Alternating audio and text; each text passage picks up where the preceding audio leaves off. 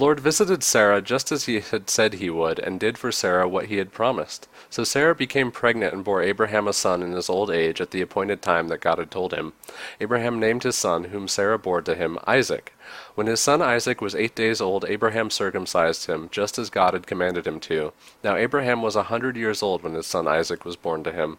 Sarah said, God has made me laugh. Everyone who hears about this will laugh with me. She went on to say, Who would have said to Abraham that Sarah would nurse children? Yet I have given birth to a son for him in his old age. The child grew and was weaned. Abraham prepared a great feast on the day that Isaac was weaned. But Sarah noticed that the son of Hagar the Egyptian, the son whom Hagar had borne to Abraham, mocking. So she said to Abraham, Banish that slave woman and her son, for the son of that slave woman will not be an heir along with my son Isaac. Sarah's demand displeased Abraham greatly, because Ishmael was his son. But God said to Abraham, Do not be upset about the boy or your slave wife. Do all that Sarah is telling you, because through Isaac your descendants will be counted.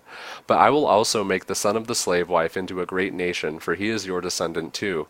Early in the morning Abraham took some food and a skin of water and gave them to Hagar. He put them on her shoulders, gave her the child, and sent her away. So she went wandering aimlessly through the wilderness of Beersheba.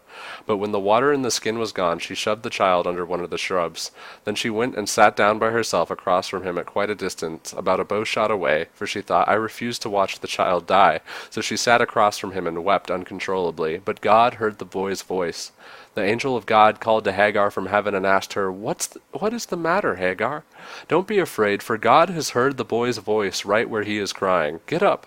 Help the boy and hold him by the hand, for I will make him into a great nation. Then God enabled Hagar to see a well of water. She went over and filled the skin with water, and then gave the boy a drink. God was with the boy as he grew. He lived in the wilderness and became an archer. He lived in the wilderness of Paran. His mother found a wife for him from the land of Egypt. At that time Abimelech and Phicol, the commander of his army, said to Abraham, God is with you in all that you do. Now swear to me right here in God's name that you will not deceive me, my children, or my descendants. Show me, and the land where you are staying, the same loyalty that I have shown you.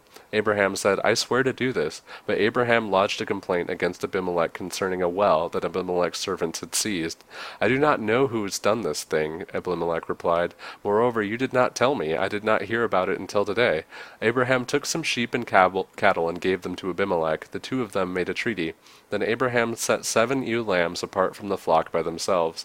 Abimelech asked Abraham, What is the meaning of these 7 ewe lambs that you have set apart? He replied, You must take these 7 ewe lambs from my hand as legal proof that I dug this well. That is why we named that place Beersheba, because the two of them swore an oath there. So they made a treaty at Beersheba. Then Abimelech and Phicol, the commander of his army, returned to the land of the Philistines. Abraham planted a tamarisk tree in Beersheba. There he worshipped the Lord, the eternal God. So Abraham stayed in the land of the Philistines for quite some time.